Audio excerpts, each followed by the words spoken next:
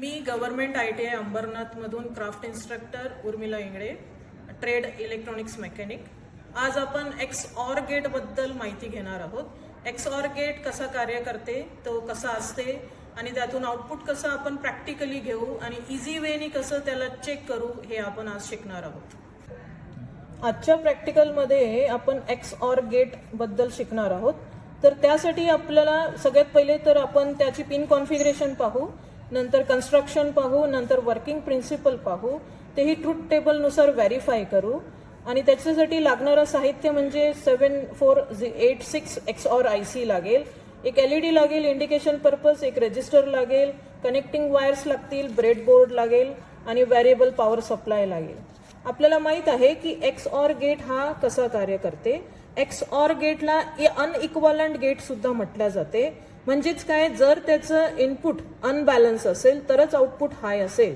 म्हणजेच जर A आणि B 0-0 असेल तर आउटपुट 0 असेल.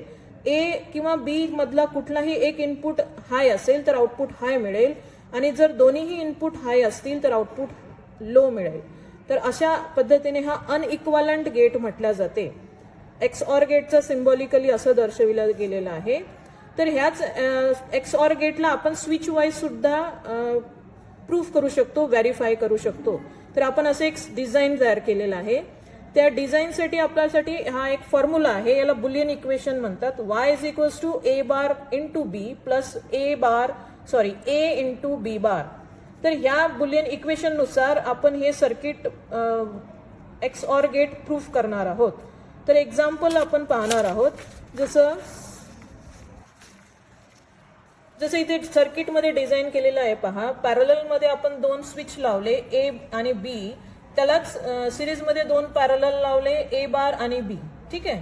तर बुलियन इक्वेशन नुसार जर A 0 असेल, B 0 असेल, तर बुलियन इक्वेशन म्हणते की A बार इंटू B, तर Y = A 0 असल्यामुळे 0चा बार इंटू B 0 असल्यामुळे 0 plus A as it is 0 into Bचा 0 बार.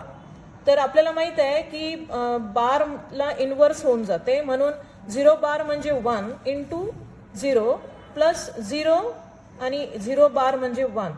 तर 0 इंटू 1 = 0, 0 इंटू 1 = 0, 0 प्लस 0 = 0. ठीक आहे. याच प्रकारे आपण हेच Boolean equation circuit wise proof करणार आहोत. तर इथे आपली पहिली कंडिशन आहे A 0 आणि B 0, म्हणजेच A बार 1 होईल आणि B बार 1 होईल. तर जर A 0 आणि B 0 आहे म्हणजेच हे दोन्ही स्विच ऑफ कंडिशन मध्ये आहे. जर इथून बॅटरीचा सप्लाय इथून आल्यानंतर हे जर स्विच ऑफ असतील तर इथून सप्लाय पास होणार नाही. हे जरी स्विच क्लोज असले तरी सुद्धा सर्किट कंप्लीट होणार नाही, पाथ कंप्लीट होणार नाही आणि आपल्याला आउटपुट मिळणार नाही, म्हणजेच लाईट ग्लो होणार नाही. असंच सेम दुसरी कंडिशन मध्ये काय दाखवलेलं आहे की A 0 आणि B 1. तर इथे काय दाखवलं गेलं आहे की जर A 0 आहे तर A बार 1 असणार आणि B जर 1 आहे तर B बार 0 असणार. ठीक आहे. तर आता इथून सप्लाय आलेला आहे. इथून सप्लाय आल्यानंतर आपण अज्युम केलं की A 0 आहे आणि B हा 1 आहे, म्हणजेच क्लोज आहे. तर सप्लाय आपला B मार्फत जाईल. B मार्फत गेल्यानंतर हा सप्लाय पुढे येईल. इथे आपल्याला A 0 इथे असल्यानंतर म्हणून आपल्याला इथे A बार 1 मिळेल आणि आपला सप्लाय इथून येईल आणि इकडून बल्बला मिळेल आणि इथून निगेटिव्ह मिळणार आणि आपलं सर्किट कंप्लीट होईल, फीडबॅक मिळून पाथ कंप्लीट होईल आणि आपला लाईट ग्लो होईल, म्हणजेच आपल्याला आउटपुट हाय मिळेल. अशा पद्धतीने थर्ड कंडिशन सुद्धा वाईस वर्सा. B क्लोज केलं तर इथून B मार्फत आपल्याला सप्लाय मिळेल. सेम जर आपण फोर्थ कंडिशन मध्ये पाहिलं की A 1 आहे आणि B सुद्धा 1 आहे, म्हणजे इथे A 1 आहे आणि B 1 आहे, म्हणजे दोन्हीही स्विच क्लोज आहेत. परंतु याच्या अपोजिट A जर 1 असेल तर A बार 0 होईल आणि B जर 1 असेल तर B बार 0 होईल. तर हे 2 स्विच ओपन राहतील. म्हणजे इथून जरी पाथ कंप्लीट झाला तरी इथे ओपन असल्यामुळे पाथ कंप्लीट होणार नाही, आपल्याला फीडबॅक मिळणार नाही, सर्किट कंप्लीट होणार नाही आणि आपल्याला आउटपुट मिळणार नाही. अशा पद्धतीने XOR गेटमध्ये आपल्याला अनइक्वलंट इनपुट्स असतील तरच आउटपुट हाय मिळेल, अदरवाईज दोन्ही इनपुट सेम असतील तर आउटपुट हाय मिळणार नाही. इथे आपण आयसीचं इंटरनल स्ट्रक्चर पाहणार आहोत. आयसीला इंटरनली XOR गेटची सिटिंग अरेंजमेंट कशी आहे ते दिसत आहे. इथे पुन्हा तेच की आयसीचं XOR गेटचं सिटिंग अरेंजमेंट हे क्लॉकवाईज ठेवलेलं आहे. म्हणजेच पहा, गेट 1 म्हणजे 4 गेट्स वापरले गेलेले आहे. गेट 1 इनपुट 1 पिन आहे 1 आणि 2, तर आउटपुट पिन आहे 3. सेम इनपुट सेकंड गेट दर्शविलेला आहे, थर्ड गेट दर्शविलेला आहे आणि फोर्थ गेट दर्शविलेला आहे. प्रॅक्टिकली आपण ह्या गेटला अशा पद्धतीने डिझाईन करणार आहोत की इनपुटला 2 स्विच लावू, इनपुट 1 आणि 2 ला स्विच लावू, तिथे आपण सप्लाय देऊ 5 व्होल्ट आणि आयसीची पिन नंबर 14 ही पॉझिटिव्ह पिन आहे, आयसीची पिन नंबर 7 ही ग्राउंड पिन आहे. पिन नंबर आपण पहिला गेट वापरल्यामुळे पिन नंबर 3 ही आउटपुट पिन असल्यामुळे आपण रेजिस्टर लावून LED इंडिकेशन पर्पजसाठी वापरणार आणि तिचं सर्किट कंप्लीट करणार, तिथे आपण सप्लाय देऊ. ठीक आहे, अशा पद्धतीने आपण हिला प्रॅक्टिकली करणार आहोत. त्यासाठी आपण इथे साहित्य गोळा केलेलं आहे. एक ब्रेडबोर्डची आवश्यकता आहे आपल्याला, नंतर एक IC, LED, रेजिस्टर आणि कनेक्टिंग वायर्स. ठीक आहे, तिथे आपण स्विच सुद्धा वापरू शकतो. तर सगळ्यात पहिले आपण ICला ब्रेडबोर्डवर व्यवस्थित ठेवू. ठीक आहे, नंतर पहिले पॉझिटिव्ह सप्लाय देणार पिन नंबर 14 ला.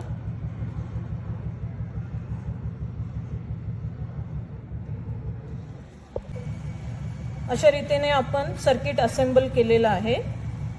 इथे एक आउटपुटसाठी LED लावली आणि 2 कनेक्टिंग वायर्स काढले पॉझिटिव्ह निगेटिव्ह साठी. ठीक आहे, तर आपण इथे सप्लाय देऊया. आपण 4.5 व्होल्ट ठेवलेला आहे, तिथे 4.5 ते 5 व्होल्ट आपण ठेवू शकतो. हा निगेटिव्ह आहे, हा पॉझिटिव्ह आहे. ठीक आहे, आता ह्या ट्रूथ टेबलनुसार आपल्याला हे व्हेरीफाय करायचं आहे. तर इथे सपोज आता हे आपण सप्लाय दिलेला आहे, हा निगेटिव्ह हे 0 दिला. इथे आपण स्विच पण वापरू शकतो. मी डायरेक्ट कनेक्ट करत आहे. ठीक आहे, 0-0 असताना A0 आणि B0 असताना आपल्याला आउटपुट लो मिळत आहे आणि हे इथे पहिलं व्हेरिफिकेशन झालेलं आहे. नंतर A0 असताना B आपण पॉझिटिव्ह देऊ, हाय करू, तेव्हा पहा आउटपुट हाय मिळत आहे. म्हणजे A0 असताना B1 असताना आपल्याला आउटपुट 1 मिळत आहे, म्हणजेच हाय मिळत आहे. सेम तिसरी कंडिशन,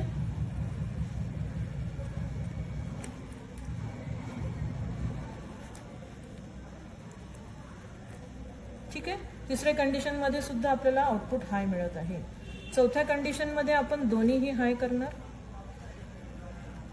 आणि आउटपुट लो भेटत आहे.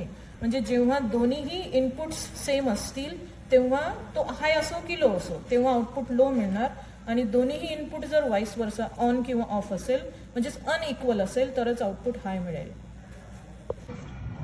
तर आपण आता पाहणार आहोत की XOR गेटला आपण दैनंदिन जीवनात किंवा इंडस्ट्रियल मध्ये कसं त्याचा वापर करू शकतो.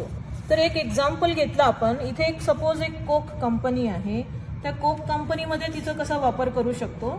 आता इथे आपल्याला माहिती आहे XOR गेट आपण समजून घेतलेला आहे. आता इथे समजून घ्या की एक XOR गेट वापरला, तिथे एक कन्व्हेयर बेल्ट आहे, त्या कन्व्हेयर बेल्टवर कोक्स जात आहेत. त्या कोकचा जो केनचा कलर आहे तो आपल्याला माहिती आहे रेड कलर असते. तर त्याचा जो परफेक्ट रेड कलर असते तो एक % मध्ये असते. तो % आपण इथे कलर कंट्रोलरला दिलेला आहे आणि तो कलर कंट्रोलर परफेक्ट पर्सेंटेजचे इनपुट एक XORच्या इनपुटला दिलेला आहे आणि दुसरा इनपुट हा आपण कलर सेन्सर म्हणजेच तो परफेक्ट कोडला ओळखणारा सेन्सर आपण इथे वापरलेला आहे. ठीक आहे, आणि त्याचा आउटपुट आपण एक मोटरला दिलं, मोटरला एक पुशला लावलेला आहे. ठीक आहे, तर आता इथे सपोज कन्व्हेयर बेल्ट चालू आहे आणि एक कोकची कॅन आली. ठीक आहे, तर इथे आपल्याला कंटिन्यू आपल्याला इनपुट मिळत राहणार. परफेक्ट कलर जो फिक्स कलर दिलेला आहे आपण तो XORला दिलेला आहे. जसं कोक हा सेन्सर समोरून जाईल तेव्हा सेन्सर हा कलर त्या कोकच्या केनचा कलर आयडेंटिफाय करेल आणि जर परफेक्ट त्याच पर्सेंटमध्ये कलर मॅच होत असेल तर तो इथे इनपुट हाय देईल आणि जर परफेक्ट कलर मॅच होत नसेल तर तो 0 देईल. तर जेव्हा तो परफेक्ट कलर असेल तेव्हा इनपुट हाय देईल.